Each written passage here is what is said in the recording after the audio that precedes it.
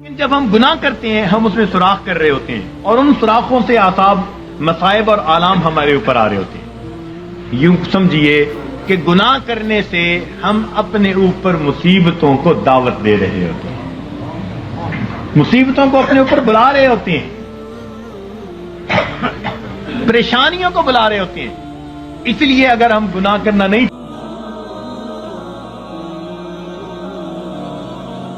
پیر ذوالفقار نقشبندی کے بیانات سننے کے لیے ہمارا چینل مسلم بلیف کو سبسکرائب کریں. شکریہ. چھوڑتے تو بسا اوقات اس طرح پریشانی آتی ہیں جیسے تسبیح کا دھاگا ٹوٹے تو تواتر کے ساتھ اس کے جو ہے دانے ایک دوسرے کے اوپر گرا کرتے ہیں. اس لیے پریشان پھرتے ہیں. حضرت کیا کریں, بڑے پریشان ہیں, بتا ہی نہیں سکتے. حضرت بیوی نہیں مانتی, حضرت اولاد تو اللہ نے دی, ہر ایک افلاطون بنا ہوا ہے. کیوں؟ اللہ رب العزت کسی نہ کسی کے ذریعے اس کو پریشان کرتے ہیں.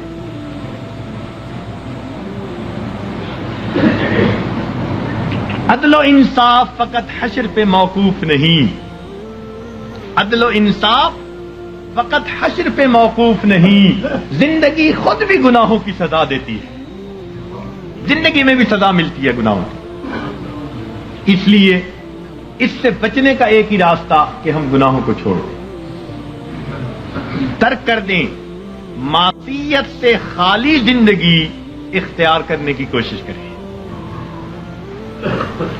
ہمارے سلسلہ نقشبندیہ کے ایک بزرگ تھے, حضرت خواجہ ابو الحسن خرقانی رحمت اللہ علیہ, فرمایا کرتے تھے کہ جس آدمی نے جو دن معصیت کے بغیر گزارا ایسا ہی ہے جیسے اس نے وہ دن نبی علیہ الصلوۃ والسلام کی معیت میں گزارا.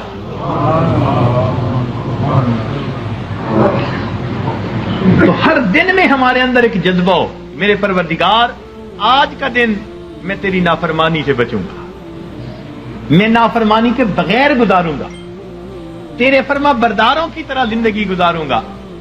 اس جذبے کے ساتھ ہم ہر دن کی ابتدا کریں اور گناہوں سے بچنے کی کوشش کریں, اپنے آپ کو بچائیں تاکہ دنیا میں بھی عزتیں ہوں, آخرت میں بھی عزتیں ہوں. تو فرمایا اللہ رب العزت نے وَذَرُوا ظَاهِرَ الْإِثْمِ وَبَاطِنَهُ, چھوڑ دو وہ گناہ جو تم ظاہر میں کرتے ہو یا تم چھپے ہوئے کرتے ہو.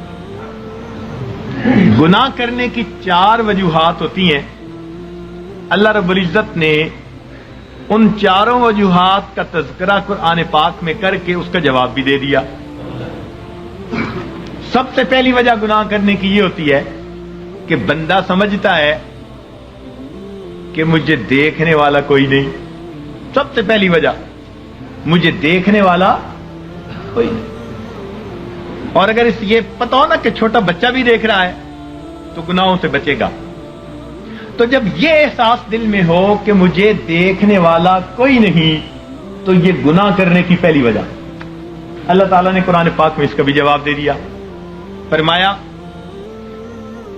ان ربک لبالمرصاد, تیرا رب تیری گھات میں لگا ہوا ہے.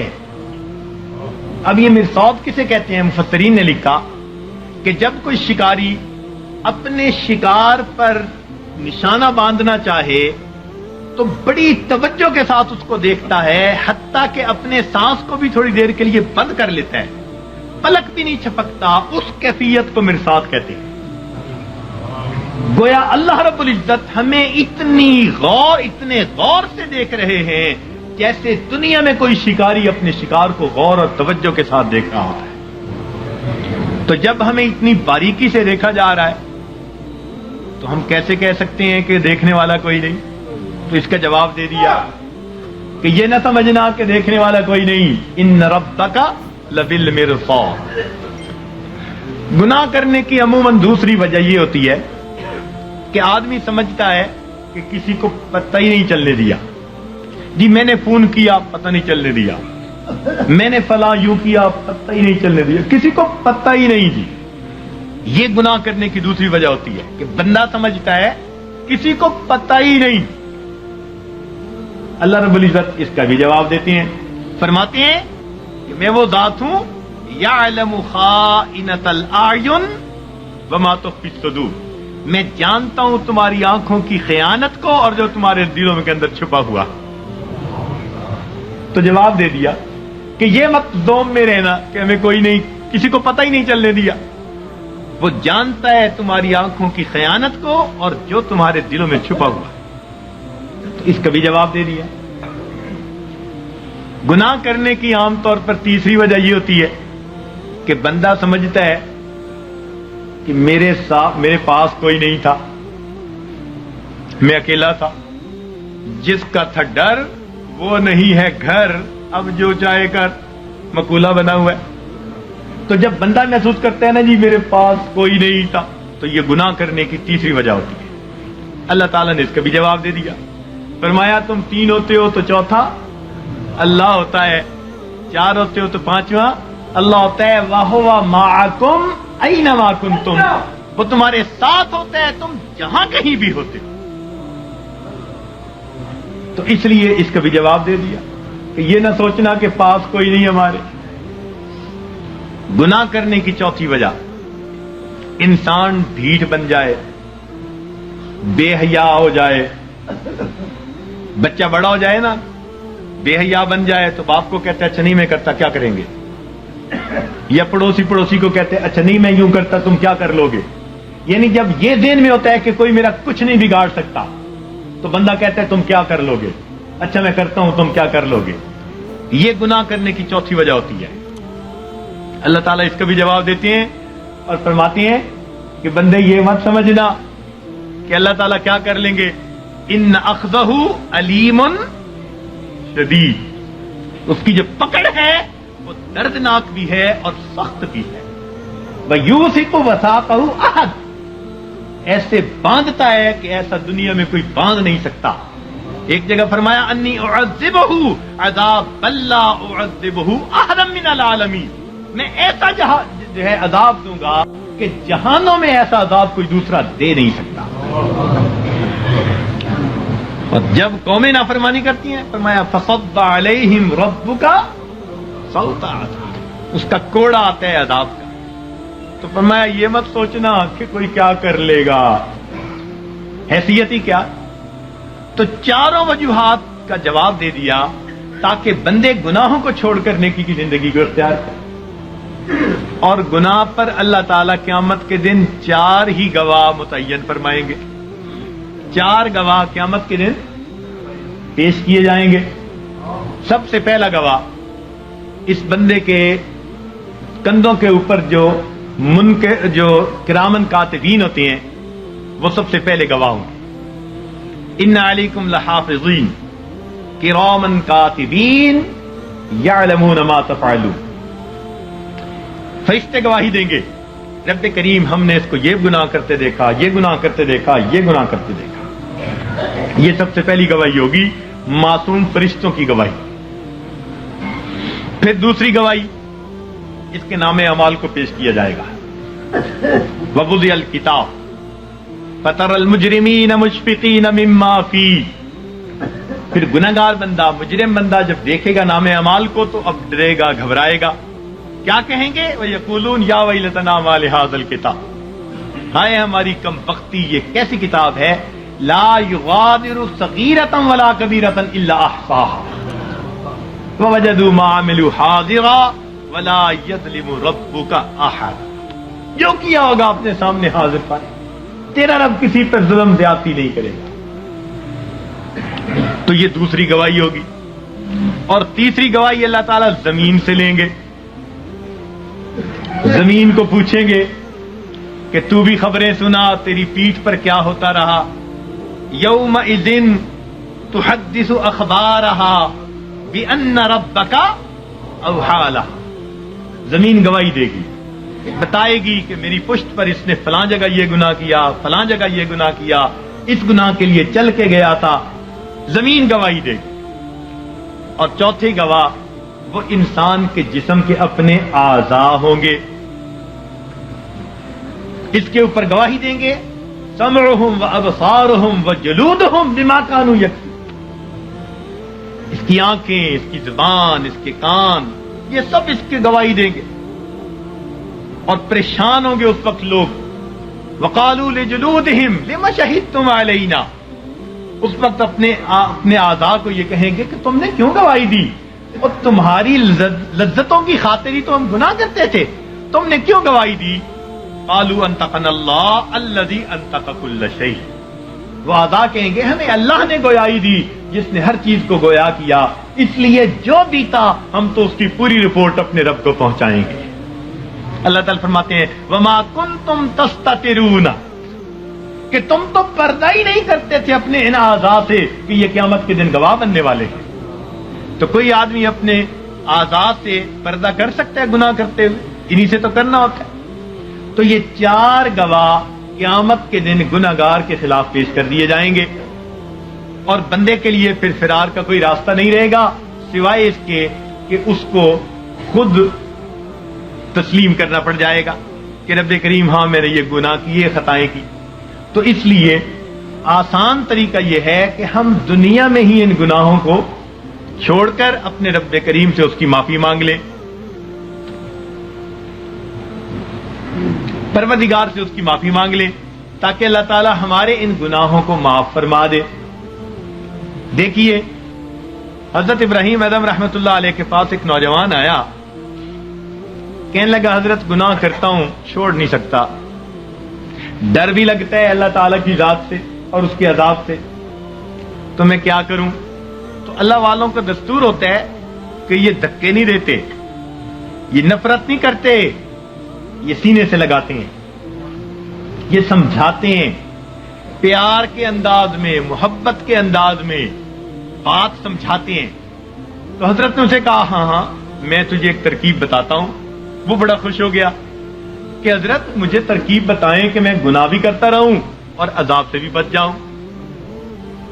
آپ نے فرمایا بھئی پہلی ترکیب تو یہ ہے کہ تو اگر گناہ کرتا ہے تو اللہ رب العزت کی نگاہوں کے سامنے گناہ کرنا چھوڑ دے، چھپ کے گناہ کیا کر. کہنے لگا جی میں اس کی نظروں سے چھپ کے گناہ تو نہیں کر سکتا. فرمان لگے اچھا ایک دوسرا طریقہ بتاتا ہوں، اور وہ طریقہ یہ کہ تو اللہ رب العزت کا رزق جو دیا ہوا ہے وہ کھانا چھوڑ دے، کہ نہ تمہارا دیا کھاتا ہوں نہ تمہاری بات مانتا ہوں.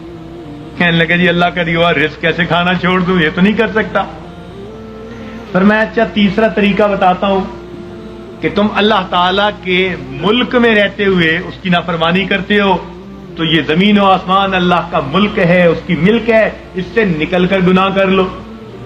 کہ جی میں کیسے نکل سکتا ہوں زمین و آسمان سے باہر؟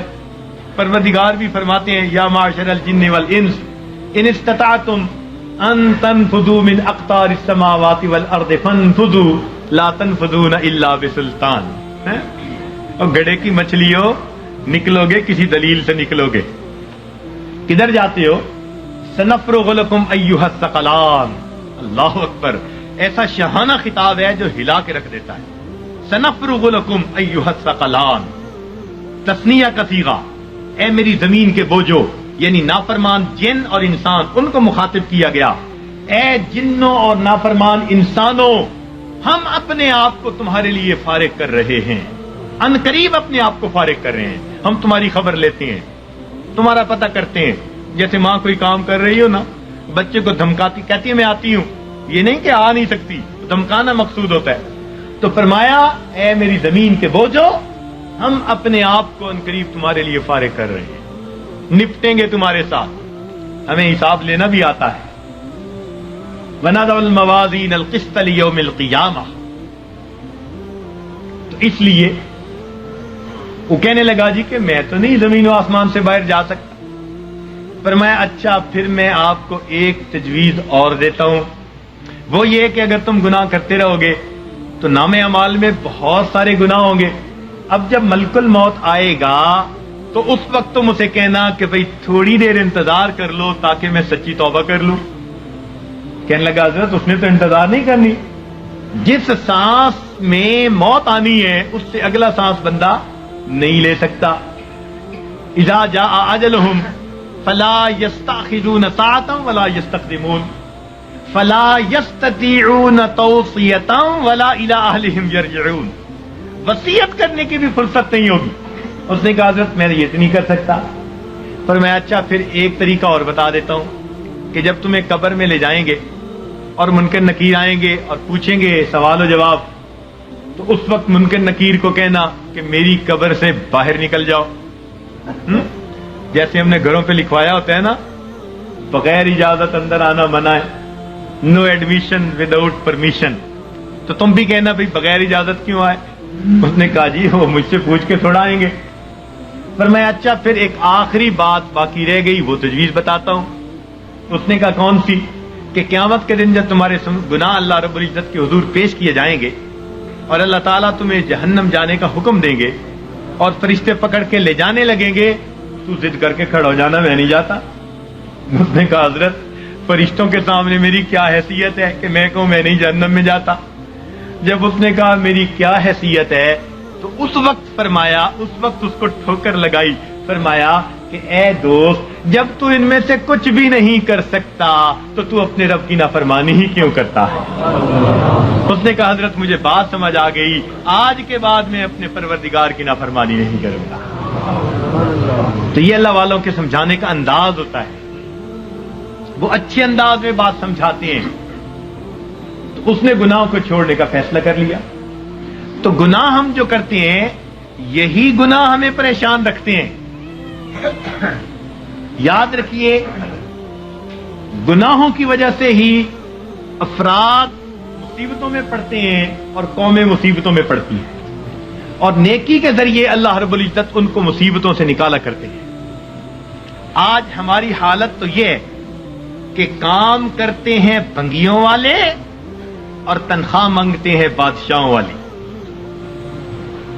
یاد رکھنا مسلمان کے لیے دنیا میں دو راستے ہیں، نیکی کرے گا امام عالم، اور اگر گناہ کرے گا تو غلام عالم بنے گا۔ نیکی کی زندگی ہوگی تو امام عالم بنے گا، اور اگر گناہوں بھری زندگی ہوگی تو کیا بنے گا؟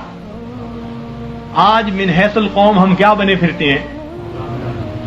تیرے ہاتھ میں ہو قرآن تو دنیا میں رہے پریشان، تیرے ہاتھ میں ہو قرآن اور تو دنیا میں پھرے ناکام، تیرے ہاتھ میں ہو قرآن اور تو دنیا میں پھرے غلام، غلامی نفس کی ہو، شیطان کی ہو یا کسی انسان کی ہو، نا نا نا، ہمیں کہتا ہے یہ قرآن، اور میرے ماننے والے مسلمان، اقرأ وربک الاکرم، پڑھ قرآن تیرا رب کرے گا تیرا اکرام۔ تو مومن کے لیے دنیا میں دو راستے ہیں، فرما برداری کی زندگی گزارے گا تو امام عالم، اور نافرمان بن کر فاسق و فاجر بن کر زندگی گزارے گا تو غلام عالم۔ تیسرا راستہ اس کے لیے کوئی نہیں ہے۔ تو گناہوں کو چھوڑ کر ہماری زندگی پرسکون ہو سکتی ہے۔ یہ بات بتانے کی ضرورت اس لیے پیش آئی کہ آج کل اکثر جو سالکین آتے ہیں وہ پریشانیاں دنیا کی لے کے آتے ہیں، پھنسے ہوتے ہیں دنیا میں، آتے ہیں تو دو تین باتیں کرتے ہیں۔ آتے ہی سب سے پہلی بات، حضرت میں نے بڑے بڑے مشائخ کو دیکھا ہے مگر آپ سے بیعت ہوا ہوں، یعنی احسان جتلا رہے ہیں کہ میرا آپ پر احسان کہ میں بیعت ہوا۔ واہ واہ، حضرت میں نے بڑے بڑے مشائخ دیکھے ہیں مگر میں نے بس آپ سے بیعت کی کہ تاکہ ان کے دل میں پہلے سے یہ احسان مند ہو جائے۔ اور حضرت بس میں نے اب حالات آپ کو ہی بتانے ہیں، اور حالات کیا بتاتے ہیں؟ بس حضرت کاروبار کوئی اچھا نہیں چل رہا، کوئی تعویذ دے دیجئے پڑھنے کے لیے، ویسے میں نے جلدی گھر جانا ہے۔ دوسری بات، حضرت بس بیوی سے کچھ بنتی نہیں ان دنوں، کچھ اس کے لیے بھی پڑھنے کو بتا دیں، ویسے میں نے جلدی گھر جانا ہے۔ اور تیسری بات کیا کرتے ہیں؟ حضرت ورد وظیفہ تو ہوتا نہیں، کچھ خود ہی پھونک مار دیں، ویسے میں نے جلدی گھر جانا ہے۔ اب اگر یہ باتیں لے کر آئیں گے تو ذکر و سلوک کیا سیکھیں گے؟ اللہ تعالیٰ ایسے تو نہیں ملتا نا کہ انسان دنیا لے کر آئے اور دنیا کے مسائل کی باتیں پوچھ کے واپس جائے اور سمجھے مجھے اللہ مل جائے گا. پھر کہتے ہیں جی 3 سال سے بیعت ہو گئے، 5 سال سے بیعت ہوئے، ہوا تو کچھ نہیں، ہم نے کچھ نہیں کیا. اس لیے یہ ٹاپک آج بتانے کی ضرورت پیش آئی کہ ہم اپنی زندگی کے رخ کو جب تک ٹھیک نہیں کریں گے اس وقت تک ہماری زندگی کی یہ پریشانیاں ختم نہیں ہوں گی.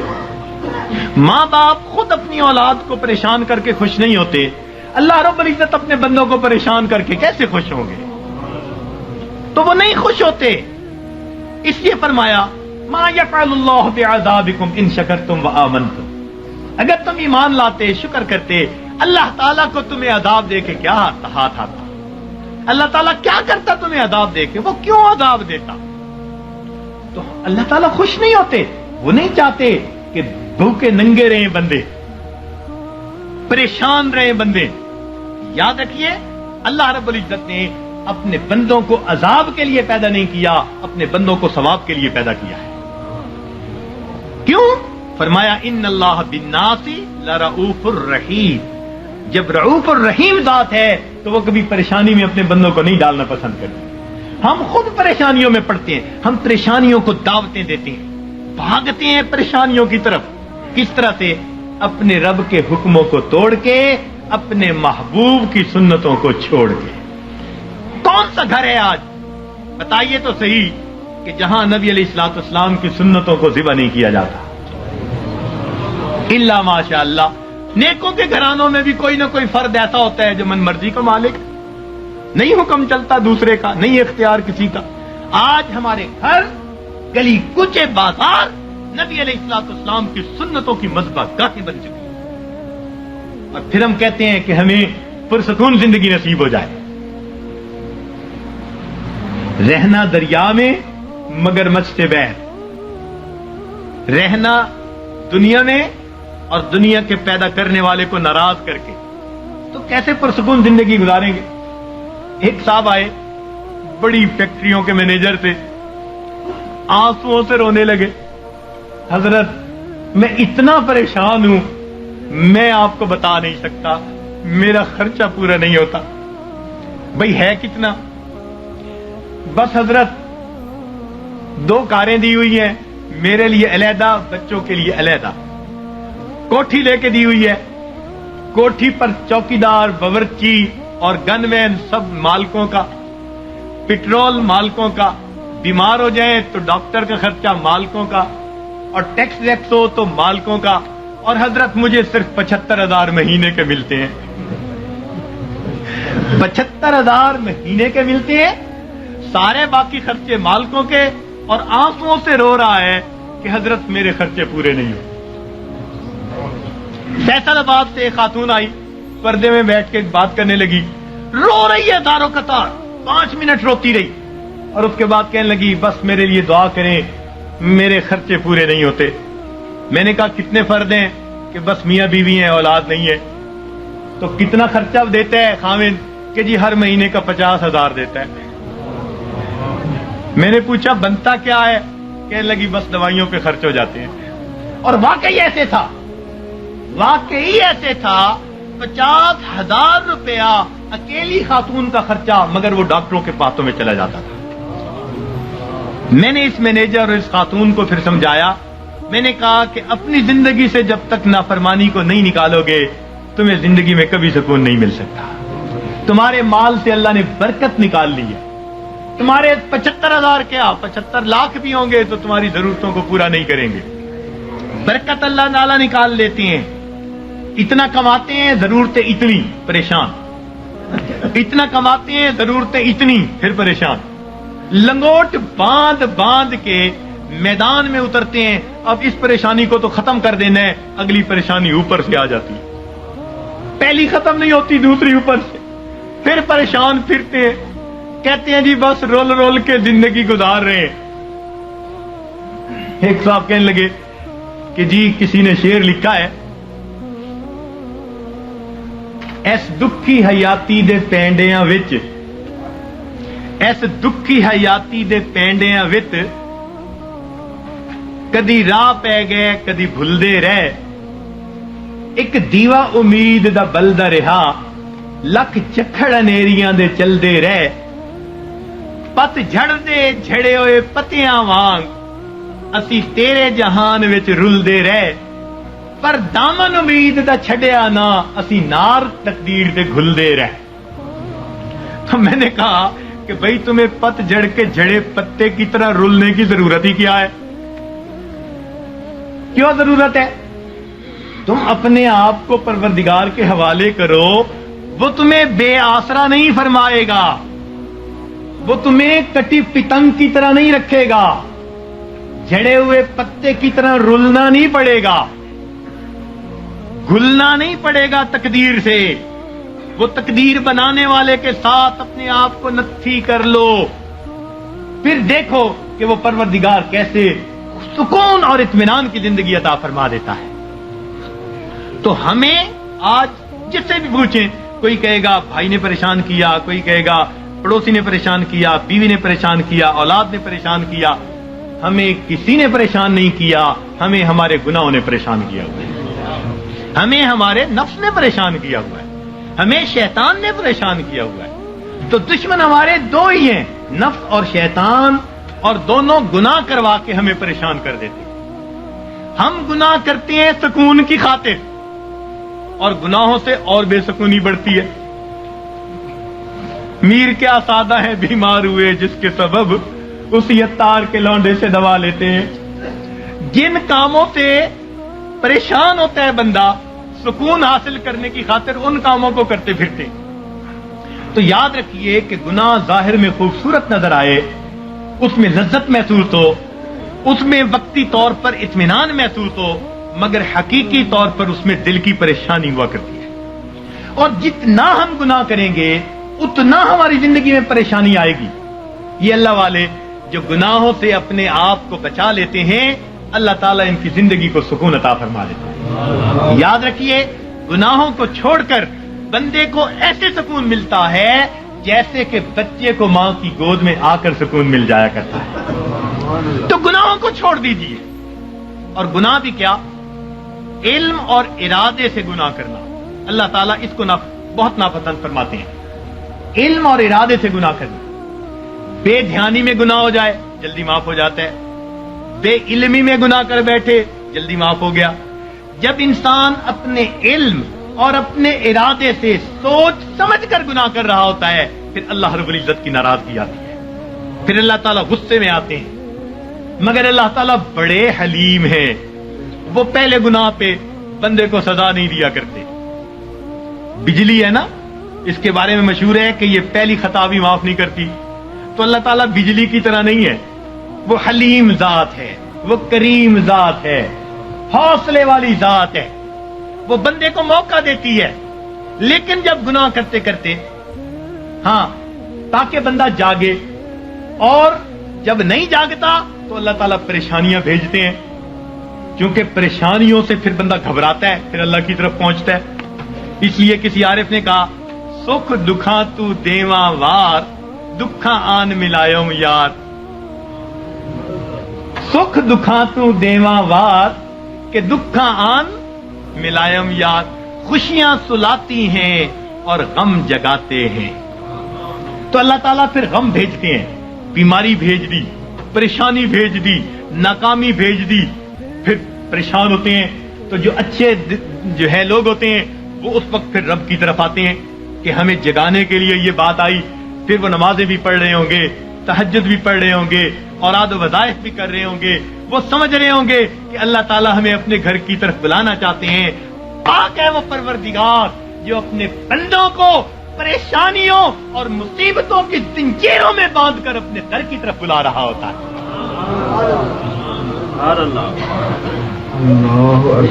تو یہ کس لیے آتے ہیں؟ بندے کو جگانے کے لیے. مگر ہم جاگنے کی بجائے اور گناہ کر رہے ہوتے ہیں. کاروبار خراب ہوا بددیانتی کی وجہ سے، اب اس کا حل نکالا بینک سے سود کے پیسے لے لو. یعنی علاج وہ تجویز کیا جو پہلے سے بھی زیادہ بندے کو پریشان کرنے والا ہو. تو موٹا اصول یہ ہے کہ اللہ رب العزت کی نافرمانی سے انسان کی زندگی میں پریشانیاں آتی ہیں، مصیبتیں آتی ہیں، ذلتیں آتی ہیں، رسوائیاں آتی ہیں، ناکامیاں آتی ہیں، اور ان کو چھوڑ کر انسان کو دنیا اور آخرت کی سرخروئی نصیب ہو جاتی ہے۔ تو ہم گناہوں کو چھوڑیں۔ پروردگار عالم نے ارشاد فرمایا وَذَرُوا ظَاهِرَ الْإِثْمِ وَبَاطِنَهُ، تم چھوڑ دو وہ گناہ جو ظاہر میں کرتے ہو یا تم چھپ کر کرتے ہو۔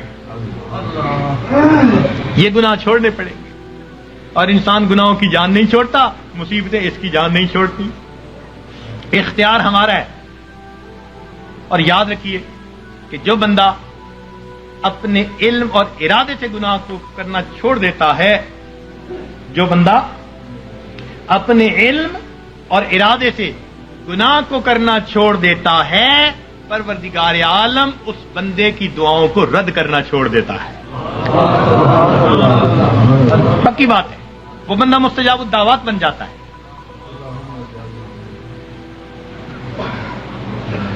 جو بندہ اپنے علم اور ارادے سے گناہ کرنا چھوڑ دیتا ہے، پروردگار عالم اس بندے کی دعاؤں کو رد کرنا چھوڑ دیتا ہے۔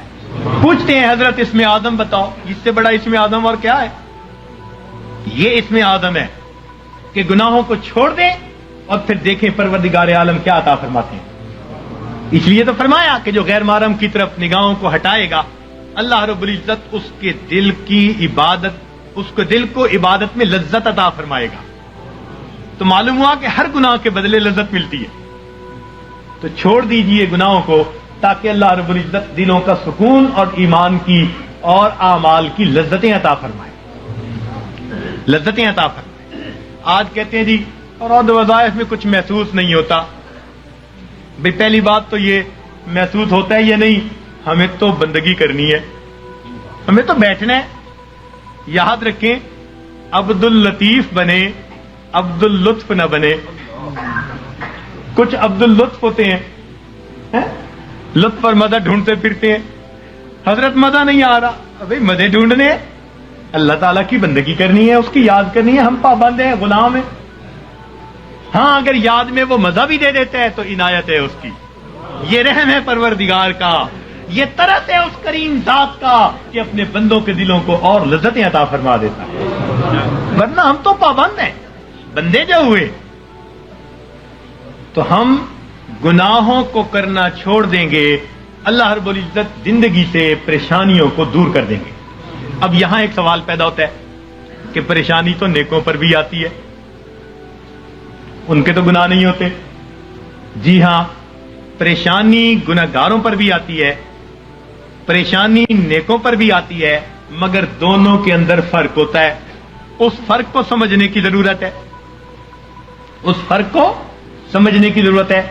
نیکوں پر اللہ تعالیٰ اس لیے پریشانیوں کو بھیجتے ہیں کہ ان کو بعض وہ درجات دینا چاہتے ہیں جو اپنی محنت سے وہ حاصل نہ کر سکے۔ اب پریشانیوں کو بھیج دیا تاکہ اس پریشانی کو وجہ بنا کر اللہ تعالیٰ ان کو قرب کے درجات عطا فرما دے۔ تو اللہ والوں پر اس لیے پریشانی آتی ہیں، ان کو اپنے رب کے قریب کرنے کے۔ اس لیے حضرت مجدد ثانی رحمۃ اللہ نے فرمایا کہ سالک کی قبض کی کیفیت میں جتنی ترقی ہوتی ہے، صاحب کی حالت میں اتنی ترقی نہیں ہوا کرتی۔ قبض کی حالت کہتے ہیں جب کیفیات سلب ہو، دل نہ لگ رہا ہو، اور اس وقت بھی انسان اللہ کے در پر لگا ہوا ہو عبادات میں، تو اس وقت بڑی ترقی ہوتی ہے اس کی۔ تو یہ اس لیے کہا کہ تم دیے باد مخالف سے نہ گھبرا اے عقاب، یہ تو چلتی ہے تجھے اونچا اڑانے کے لیے۔ تو اللہ والوں کے لیے آتی ہیں اونچا، ان کو اونچا اڑانے کے لیے۔ اور یاد رکھنا کہ اللہ والوں پہ پریشانیاں آتی تو ہیں، مگر ان پریشانیوں سے ان میں بے چینی نہیں آیا کرتی۔ جس کا رب سے تعلق ہے اس کا بے چینی سے تعلق نہیں ہے۔ یہ یاد رکھنا کہ اللہ والوں پہ یہ پریشانی آتی ہیں مگر ان پر بے چینی نہیں آتی۔ کبھی کسی اللہ والے کو بے چین نہیں دیکھیں گے، وہ پرسکون ہوں گے۔ پریشانیاں ہیں، خوف ہے، مصیبتیں ہیں، بیماریاں ہیں، مگر طبیعت پرسکون ہوگی۔ جیسے شیشے کے کمرے میں کوئی بیٹھا ہوا ہو اور باہر آندھی چل رہی ہو تو وہ جھکڑ دیکھ رہا ہے، آندھی دیکھ رہا ہے، ہوائیں دیکھ رہا ہے، درخت گرتے دیکھ رہا ہے مگر اس کو محسوس بھی نہیں ہو رہا. اللہ والوں کا بالکل یہ حال ہوتا ہے کہ ان کو یہ پریشانیاں مصیبتیں نظر تو آ رہی ہوتی ہیں مگر یہ ان کے دل پر اثر انداز نہیں ہو رہی ہوتی. ان کا دل پرسکون ہوتا ہے. این مصیبتوں کے عالم میں بھی دل اپنے پروردگار سے لگا ہوا ہوتا ہے. چنانچہ ایک بزرگ تھے, اپنے گھر کے اندر کچھ تلاش کر رہے تھے, حالانکہ ان کے بیٹے کی شادی تھی. تو بیوی کہنے لگی جی بیٹے کے لیے دلہا بن رہا ہے, گھوڑے پہ چڑھنے لگا ہے, بارات جانے والی ہے, آپ کیا تلاش کرتے پھرتے ہیں؟ کہنے لگے میں کفن کے کپڑے تلاش کر رہا ہوں, چیزیں تلاش کر رہا ہوں. ان کا کس لیے؟ کہنے لگے دل میں ڈالا گیا ہے کہ ابھی ابھی میرے بیٹے کی وفات ہو جائے گی, تو میں نے کہا میں اس کے لیے چیزوں کا انتظام کر لوں. میاں بیوی بات کر رہے تھے, باہر سے اطلاع ملی دولہا گھوڑے پہ چڑھنے لگا, پاؤں پھسلا, گردن کے بل گر کے موت آ گئی. یہ ہوتا ہے دنیا دولہا بنا رہی ہے اور ان کے دل میں الہام ہوا موت آنی ہے تو گھر میں تیاریاں کر رہے ہیں. سر تسلیم خم ہے جو مزاج یار میں آئے, اپنے رب پہ راضی ہیں. سبحان اللہ. تو اس لیے اللہ والوں پہ بھی یہ تکلیفیں آتی ہیں مگر ان کے دل کو بے چین نہیں کرتی, پریشان نہیں کرتی, ان کے دل پرسکون ہوتے ہیں. ہاں ان کے رجوع اللہ میں اور زیادہ جو ہے ترقی ہو جاتی ہے, اور یہ گناہوں کا وبال بن کے بھی آتی ہیں گناہگاروں پر. اور اس کی پہچان کیا ہوتی ہے کہ دل پریشان ہوتا ہے. 3 باتیں یاد رکھیے, 3 باتیں یاد رکھیے کہ جب کسی انسان پر کوئی مصیبت آئے اور اس بھانے کے لیے بھیجی گئی ہے تو پریشانیاں تو آتی ہیں. اس دنیا میں کون ہے جو پریشان نہیں ہے؟ دری دنیا کسے بے غم نہ باشد, دری دنیا کسے بے غم نہ باشد, اگر باشد بنی آدم نہ باشد. اس دنیا میں کوئی بے غم نہیں, اگر کوئی ہے تو پھر وہ بنی آدم ہی نہیں.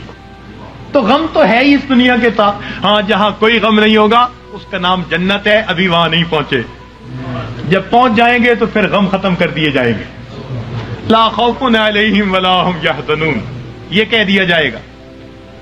دنیا کے اندر تو یہ غم آئیں گے مگر یہ غم کبھی کبھی آتے ہیں.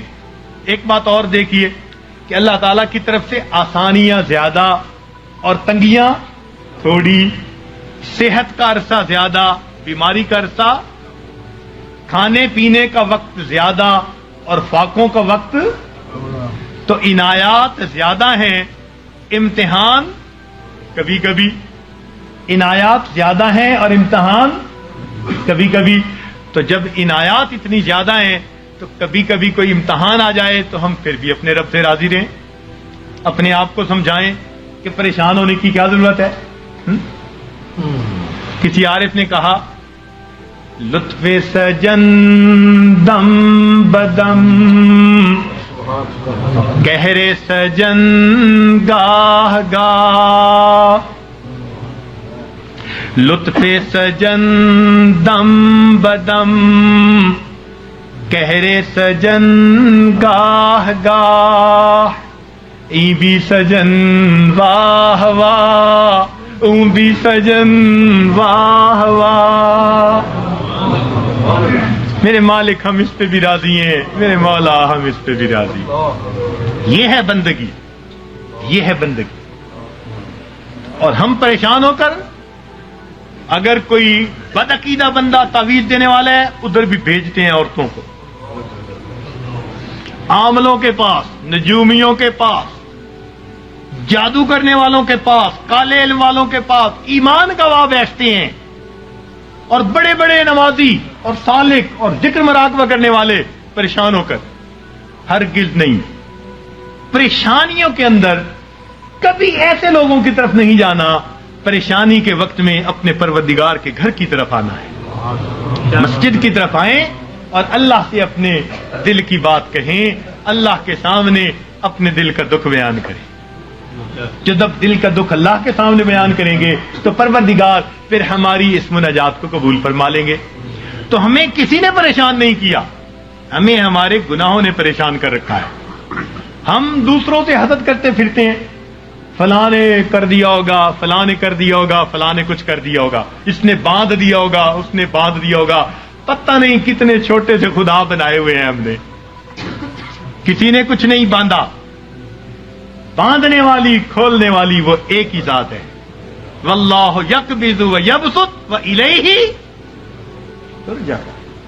تو ہم اس ذات کی طرف رجوع کریں اور ہماری پریشانیاں اللہ تعالیٰ پھر اس طرح ختم کر دیں گے۔ تو مصیبتیں آتی ہیں، مگر مصیبتیں پریشانیاں اکثر اوقات گناہوں کے سبب سے آتی ہیں، اس وجہ سے انسان مایوس بن جاتا ہے، اعمال چھوٹ جاتے ہیں، انسان ذکر و سلوک میں پیچھے رہ جاتا ہے۔ اللہ والوں پر جو پریشانی آتی ہیں وہ درجات کو بڑھانے کے لیے آتی ہیں۔ اب یہ ایک بنیادی بات سمجھنے کے بعد یہ بات ذہن میں رکھیے کہ جب کسی بندے کو جگایا جائے اور وہ پھر بھی نہ جاگے تو پھر غصہ آتا ہے۔ گھر میں بھی ماں بچے کو جگائے، باپ بیٹے کو جگائے اور وہ نہ جاگے تو غصہ آتا ہے۔ جب اللہ تعالیٰ بندوں پر پریشانیاں بھیجتے ہیں اور وہ پھر نہیں جاگتے، یہ اللہ تعالیٰ کے غصے کا سبب بنتا ہے، اور پھر اللہ تعالیٰ اس کو دنیا کے اندر عبرت بناتے ہیں۔ فرماتے ہیں اولا یرون انہم یفتنون فی کل عام مرتن او مرتین ثم لا یتوبون ولا هم یذکرون۔ کیا یہ نہیں دیکھتے ہر سال میں ایک دفعہ یا دو دفعہ ان پر مصیبتیں بھیجی جاتی ہیں، پھر بھی توبہ نہیں کرتے، پھر بھی نصیحت نہیں حاصل کرتے۔ تو جب انسان جگانے کے باوجود نہیں جاگتا تو پھر اللہ تعالیٰ اپنے عذاب کا کوڑا بھیجتے ہیں۔ جب انسان گناہوں میں گھر جاتا ہے پھر اللہ تعالیٰ اس پر ہاتھ ڈالتے ہیں، پھر اس کو جہنم کی آگ میں بھیجتے ہیں۔ اس لیے فرمایا بلا من کسب سیئۃ، کیوں نہیں جس نے گناہ کیا، وَأَحَاطَتْ بِهِ خَطِیئَتُهُ، اور اس کی گناہوں نے اس کا احاطہ کر لیا، فَأُولَٰئِکَ أَصْحَابُ النَّارِ هُمْ فِیہَا خَالِدُونَ، یہ ہیں آگ میں بھیجے جانے والے، ڈالے جانے والے جو ہمیشہ ہمیشہ وہاں رہیں گے کہ گناہوں نے اس کا احاطہ کر لیا۔ تو کبھی کبھی گناہ بندے کو گھیر لیتے ہیں، جھوٹ کی زندگی، جھوٹ کی زندگی۔ اب غلط تعلق ہے کہیں، بندے بندے کے سامنے جھوٹ بول رہا ہے، پردے ڈالتا پھر رہا ہے، اس کے سامنے جھوٹ، اس کے سامنے جھوٹ، اس کے سامنے جھوٹ۔ حدیث پاک کا مفہوم کہ بندہ جھوٹ بولتے بولتے اتنا جھوٹ بولتا ہے اللہ تعالیٰ فرشتوں کے ذریعے نام اعمال میں کذاب لکھوا دیتے ہیں، جھوٹوں کے دفتر میں نام لکھا جاتا۔ چھپاتے پھرتے ہیں بندوں سے، پروردگار سے تھوڑا چھپا سکیں گے ان باتوں کو۔ تو کبھی کبھی انسان اپنی بری عادات کو نہیں چھوڑتا اور گناہوں کے اندر گھر جاتا ہے ان کو چھپانے کی خاطر، اور یہی چیز اس کے لیے مصیبت بن جاتی ہے۔ پھر ذکر میں ترقی کیسی، سلوک میں آگے بڑھنا کیسا؟ اب کبھی کبھی اوراد وظائف کر رہے ہیں، ساتھ کبیرہ کبھی مرتکب ہو رہے ہیں۔ یہ تو ایسا ہی ہوا جیسے گولیاں بھی کھا رہے ہیں اور ساتھ ساتھ زکام کے ہوتے ہوئے برف والا پانی بھی پیتے پھر رہے ہیں، تو زکام کیسے دور ہوگا؟ اسی لیے ذکر و سلوک میں آنے کے لیے پہلا قدم یہ ہے کہ انسان اپنے گناہوں سے سچی توبہ کر لے۔ یہ پہلا قدم ہے، یہ پہلا قدم ہم اٹھا لیں، پھر دیکھیے یہ تھوڑی دیر کا مراقبہ ہمارے لیے معلوم نہیں کتنی برکتوں کا باعث بن جائے گا۔ ہم جو کہتے ہیں نا ہوتا کچھ نہیں، ہمارے مشائخ بڑی اللہ، ان حضرات نے اپنے مشائخ جن کی خدمت میں ہم نے اپنا وقت گزارا، ہم نے ان کی توجہات کو دیکھا۔ میرے دوستوں، میرے مہربانوں، ہمیں تو جو ملا اپنے مشائخ کی توجہ سے ملا، اپنا عمل کچھ نہیں، اپنی محنت کچھ نہیں۔ 100% اگر کہیں کہ ان کی توجہات سے ملا تو ہم مسجد میں بیٹھ کر بھی سچ بولنے والے ہوں گے، ان کی توجہ سے ملا۔ اور ہم تو ویسے بھی فضلی ہیں کہ ہمارا تعلق ماشاءاللہ خانقاہ فضلیہ سے، تو ظاہر میں بھی فضلی ہیں اور سچی بات ہے ویسے بھی فضلی ہیں۔ جو ہوا ہے اللہ کا فضل ہی ہوا ہے، اور اب بھی یہاں سے اللہ کا فضل مانگنے ہی آئے بیٹھے ہیں، اللہ کا فضل مانگنے ہی آئے بیٹھے ہیں۔ تو اس لیے جب ہم گناہوں کو چھوڑ دیں گے، خود بخود اوراد و وظائف کے توجہات کے جو اثرات ہوں گے وہ دل کے اوپر آنے شروع ہو جائیں گے۔ ہمارے حضرت خواجہ احمد سعید قریشی رحمۃ اللہ علیہ، احمد الشرقیہ والے، ان کے حالات زندگی میں حضرت سید لوار حسین شاہ رحمۃ اللہ علیہ نے یہ واقعہ لکھا، فرمایا کہ وہ کبھی کبھی پورے شہر کے لوگوں کو توجہ دیتے تھے اور فرماتے تھے کہ بعض دلوں سے فیض ٹکرا کر واپس آتا اور مجھے آواز آتی کہ ہمارے لیے اس دل میں کوئی جگہ نہیں ہے، ہمارے لیے اس دل میں کوئی جگہ نہیں ہے۔ تو جب دل پہ گناہوں کی میل ہی اتنی چڑھی ہوئی ہو، پھر توجہات کیا اثر کریں گی؟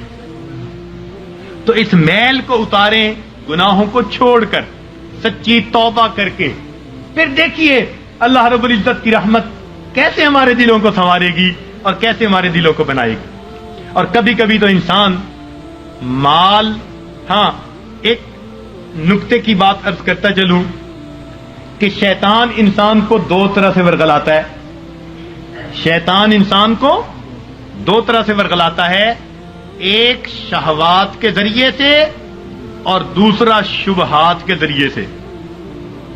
شیطان انسان کو دو طرح سے ورغلاتا ہے، ایک شہوات کے ذریعے سے اور دوسرا شبہات کے ذریعے سے۔ یعنی کچھ تو ایسے ہوں گے کہ وہ شہوات کے گناہوں میں لگے ہوئے ہیں، بد نظری میں، گناہ میں، زنا میں، فلاں میں، یہ شہوات کے گناہ ہیں جو مال سے تعلق رکھتے ہیں یا جمال سے تعلق رکھتے ہیں۔ دنیا میں دو ہی چیزوں کے اسیر ہیں نا، کچھ مال کے اسیر ہوں گے، کچھ جمال کے اسیر ہوں گے۔ تو شہوات کے ذریعے سے شیطان بہکاتا ہے، اور جن پر شہوات غالب نہیں آتی، قابو میں رہتے ہیں، ان کو شبہات کے ذریعے سے بہکاتا ہے۔ مثلا جی یہ مراقبہ سنت سے ثابت ہے، جی یہ بیعت واقعی ضروری ہے، جی یہ پیری مریدی اس وقت بھی تھی، اس قسم کی باتیں شبہات والی ذہن میں ڈالے گا۔ اور یہ شک ایسی بری بلا ہے کہ یہ انسان کے اعمال کی بنیاد کو ہلا کے رکھ دیتی ہے۔ اس لیے قرآن پاک میں ابتدا سے ہی کہہ دیا ذالک الکتاب لا ریب فیہ ھدی للمتقین، ھدی للمتقین بعد میں کہا، پہلے کیا کہا؟ کیونکہ شک کے ساتھ پڑھو گے تو پھر ہدایت نہیں ملے گی۔ نبی علیہ السلام نے دعا مانگی اللہم انی اعوذ بک من الشک والشرک والشقاق والنفاق وسوء الاخلاق، تو شرک سے بھی پہلے شک سے پناہ مانگی۔ یہ شک بڑی بری بات، اتنی بری کہ بندے کے ایمان کو بھی ضائع کر کے رکھ دیتی۔ تو دین اسلام کی باتوں میں شک، جی یہ مولویوں کی بنی ہوئی باتیں ہیں جی، یہ آپس میں بناتے رہتے ہیں جی، کرتے رہتے ہیں جی، یہ بھی کون سا ضروری ہے جی۔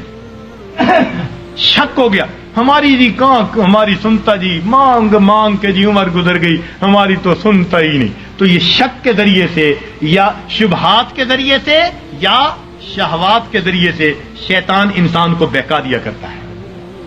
تو انسان پر مصیبتیں اللہ تعالیٰ بھیجتے ہیں، کبھی گناہوں کی وجہ سے تاکہ یہ باز آ جائے، اور کبھی اس کو اپنے قریب لانے کے لیے۔ اور اس کا ایک ہی حل ہے کہ ہم اپنے گناہوں کو چھوڑ کر اپنے پروردگار کی طرف قدم آگے بڑھائیں۔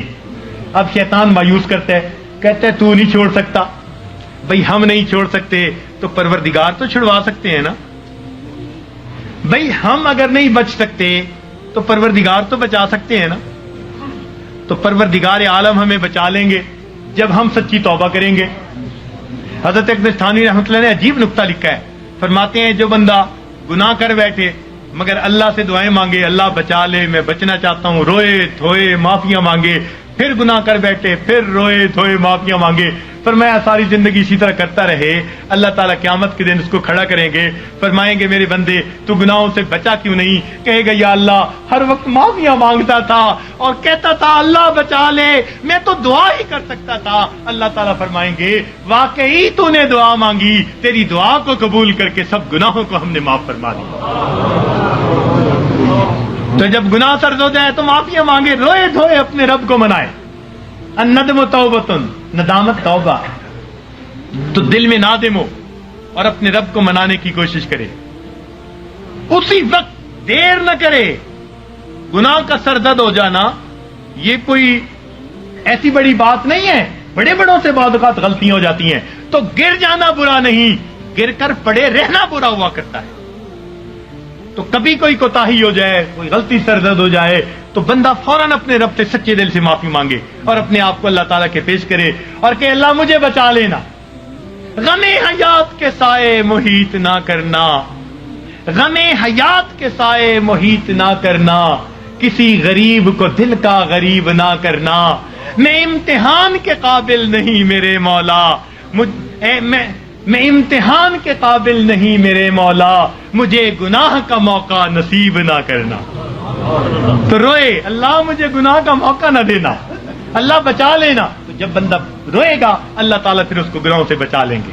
راوے بصری اللہ کی نیک بندی بڑی پیاری دعا مانگتی تھی، کہتی تھی اے اللہ جو آسمان کو زمین پر گرنے سے روکے ہوئے ہے، اللہ شیطان کو مجھ پر مسلط ہونے سے روک دے۔ اے اللہ جو آسمان کو زمین پر گرنے سے روکے ہوئے ہے، اللہ شیطان کو مجھ پر مسلط ہونے سے روک دے۔ تو جب ہم اس طرح اپنے آپ کو پیش کریں گے اللہ تعالیٰ گناہوں سے حفاظت فرما لیں گے، ہمیں معاف فرما دیں گے۔ تو ہم اللہ تعالیٰ سے گناہوں کی معافی مانگیں، پھر دیکھیے اللہ تعالیٰ کیسے مہربانی فرماتے ہیں۔ سچی توبہ کریں، پھر اس کے بعد تھوڑے معمولات بھی کریں گے تو ان کے اثرات ہم پر بہت زیادہ مرتب ہو جائیں گے۔ تو یہ آج کے اس وقت میں دلوں میں عہد کر لیجئے کہ اللہ ہم نے آج تک جو گناہ کیے ہم ان سے سچی معافی مانگتے ہیں، اور آئندہ نیکوکاری پرہیزگاری کی زندگی کا دل میں عہد کرتے ہیں، ارادہ کرتے ہیں۔ پھر دیکھیے پروردگار اس پر کیا رحمت فرماتے ہیں۔ اور اللہ تعالیٰ سے راتوں کو اٹھ کر اپنے گناہوں کی معافی مانگیے، تنہائیوں میں معافی مانگیے۔ حضرت مفتی محمد شفیع رحمۃ اللہ علیہ نے ایک عجیب بات اپنی تفسیر میں لکھی ہے، فرماتے ہیں کہ قرآن پاک کی ایک آیت ہے مَن یعمل سوءًا یجز بہ، جس بندے نے بھی گناہ کیا اس کو اس کا بدلہ ملے گا۔ تو فرماتے ہیں کہ اس میں استثناء کسی کا نہیں، مَن یعمل سوءًا یجز بہ، پکی بات ہے، جس نے بھی گناہ کیا اس کو اس کا بدلہ ملے گا، سزا ملے گی۔ تو فرماتے ہیں کہ اس کا مطلب یہ ہوا کہ ہم جتنے گناہ کر چکے ہیں ہمیں ہر گناہ کے بدلے سزا ضرور ملنی ہے۔ فرماتے ہیں اب یہ سزا دو طرح کی ہے، سمجھنے والا نقطہ، اب یہ سزا دو طرح کی ہے۔ ایک تو یہ کہ ہم اس دنیا میں ندامت اور شرمندگی کی آگ میں جلیں، دل میں کڑھیں، اللہ غلطی کر بیٹھے معاف کر دے، یہ بھی آگ میں جلنا ہے، یہ بھی دل میں آگ لگی ہوئی ہے، اللہ معافی دے دے، اللہ پریشان ہوں، معافی مانگتا ہوں، توبہ کرتا ہوں۔ فرمایا یا تو یہ بندہ سچی توبہ کے ذریعے دنیا کی ندامت کی آگ میں اپنے آپ کو جلا لے، اگر نہیں تو قیامت کے دن اللہ جہنم کی آگ میں ضرور جلائیں گے۔ اب ہمارے لیے آسان راستہ یہی ہے کہ دنیا میں ہی معافی مانگے، ہر گناہ کے بدلے معافی۔ اللہ جو گناہ یاد ہیں ان کی بھی معافی، جو نہیں یاد ہم ان کی بھی معافی مانگتے ہیں۔ تو اللہ تعالیٰ سے اس کی معافی مانگے، پھر دیکھیے اللہ تعالیٰ کتنے خوش ہوتے ہیں۔ اور اللہ تعالیٰ تو رحمت کے وعدے فرماتے ہیں۔ حدیث پاک میں آتا ہے کہ جب شیطان نے بہکانے کے لیے قسمیں کھائیں اور کہا کہ اے اللہ میں تیرے بندوں کو بہکاؤں گا، دائیں سے بائیں سے آگے سے پیچھے سے، وَلَا تَجِدُ أَكْثَرَهُمْ شَاكِرِينَ، اللہ یہ اکثر تیرے ناشکرے ہوں گے۔ تو اس وقت فرشتوں کو بڑی حیرت ہوئی، کہنے لگے اے اللہ اولاد آدم کے لیے تو مشکل بن گئی۔ پوچھا کیسے؟ اے اللہ یہ شیطان دائیں بائیں آگے پیچھے سے بہکائے گا اور بندوں کے لیے تو کوئی راستہ ہی نہیں بچا۔ اللہ تعالیٰ نے فرمایا کہ میرے فرشتوں یہ دو سمتوں کو بھول گیا، ایک نیچے کی سمت، ایک اوپر کی سمت۔ میرا گناہگار بندہ جب اپنے گناہوں پہ پریشان ہو کر میرے در پہ آئے گا اور میرے در پر آ کر ہاتھ پھیلا دے گا، چونکہ ہاتھ اوپر کی سمت کو اٹھیں گے، ابھی اس کے ہاتھ نیچے نہیں جائیں گے، میں اس کے گناہوں کو معاف فرما دوں گا۔ اور جب میرا بندہ اپنے گناہوں سے پریشان ہو کر اپنے سر کو سجدے میں ڈال دے گا، کیونکہ نیچے کی سمت سے شیطان اثر انداز نہیں ہو سکتا، میرا بندہ ابھی سر نہیں اٹھائے گا، میں اپنے بندے کے گناہوں کو معاف فرما دوں گا۔ تو شیطان نے ایک قسم کھائی تھی، فَبِعِزَّتِكَ، اللہ تیری عزت کی قسم میں تیرے بندوں کو بہکاؤں گا۔ اللہ تعالیٰ نے اس کے جواب میں فرمایا شیطان مردود تو قسمیں کھاتا ہے میرے بندوں کو بہکانے کے لیے، ورغلانے کے لیے، ذرا میری بات بھی سن لے کہ میرے بندے بتقاضائے بشریت گناہ کرتے رہیں گے، اگر اپنی موت سے پہلے سچی معافی مانگیں گے، فَبِعِزَّتِي وَجَلَالِي، مجھے اپنی عزت کی قسم، مجھے اپنے جلال کی قسم، میں ان کی توبہ کو قبول کر لوں گا۔ تو شیطان نے بہکانے کے لیے ایک قسم کھائی تھی، رحمان نے معافی دینے کے لیے 2 قسمیں کھائی ہوئی ہیں۔ سبحان اللہ۔ اس لیے اللہ تعالیٰ کی ہر صفت کا ایک نام ہے، لیکن رحمت کی صفت کے 2 نام ہیں، رحمان اور رحیم۔ اور کوئی صفت ایسی نہیں جس کے 2 نام ہو سوائے رحمت کی صفت۔ وہ تو اتنا کریم آقا ہے، وہ تو بخش کے خوش ہوتا ہے، وہ تو معاف کر کے خوش ہوا کرتا ہے۔ میں ایک مرتبہ بچیوں کو پردے میں درس دے رہا تھا، ایک جامعہ کی دور حدیث کی بچیاں تھیں، تو ان سے میں نے سوال پوچھا کہ بتاؤ دنیا میں سب سے آسان کام کیا ہے؟ ایک بچی نے جواب دیا کہ اپنی ماں کو منانا۔ میں نے پوچھا وہ کیسے؟ کہنے لگی جی کہ ہمارا یہ تجربہ ہے کہ ماں اگر اپنے بیٹے سے ناراض بھی ہونا تو بیٹی سے پوچھتی پھرتی ہے، اس نے روٹی کھا لی، اس کا بستر تو نے بنا دیا، اس کے کپڑے تو نے ٹھیک کر دیے، اب اوپر سے ناراض پھر رہی ہے، مگر ماں کی ممتا اس کو مجبور کر رہی ہے، لہذا بیٹی سے پوچھتی پھرتی ہے، بیٹی کے ذریعے اس کو کھانا پہنچا رہی ہے، دل سے ناراض نہیں۔ خفا تھی، بچے نے ستایا مگر دل سے خفا نہیں، اس لیے پوچھتی بھی پھر رہی ہے کہ بچے کو سب چیزیں مل گئیں یا نہیں مل گئیں۔ تو وہ کہنے لگی کہ جب ماں کی ممتا کا یہ حال ہے تو ماں کو منانا بہت آسان ہوتا ہے۔ میں نے کہا ہاں، ماں کو منانا آسان صحیح، پھر بھی ماں کے پاس آنا پڑتا ہے۔ بچہ آ کر کہہ دے امی معاف کر دیں، ماں معاف کر دیتی ہے۔ بچہ آ کر ماں کا جسم دبائے، امی معاف کر دیں، معاف کر دیتی ہے۔ ہاتھ جوڑ دے، معاف کر دیتی ہے۔ اگر پھر بھی معاف نہ کرے، بچہ رو پڑے، ماں سے کبھی بیٹے کے آنسو نہیں دیکھے جاتے، کتنی ناراض کیوں نہ ہوگی جب دیکھے گی بچہ آنسو بہا رہا ہے، اپنے دوپٹے کے پلو کو لے کے آنسو پوچھے گی، کہے گی بیٹا رو نہیں، چل میں نے تجھے معاف کر دیا۔ تو ماں کو منانا دنیا میں اتنا آسان ہے۔ بچیاں کہنے لگیں، میں نے انہیں اس وقت بتایا کہ دیکھو ایک اور ذات ہے جس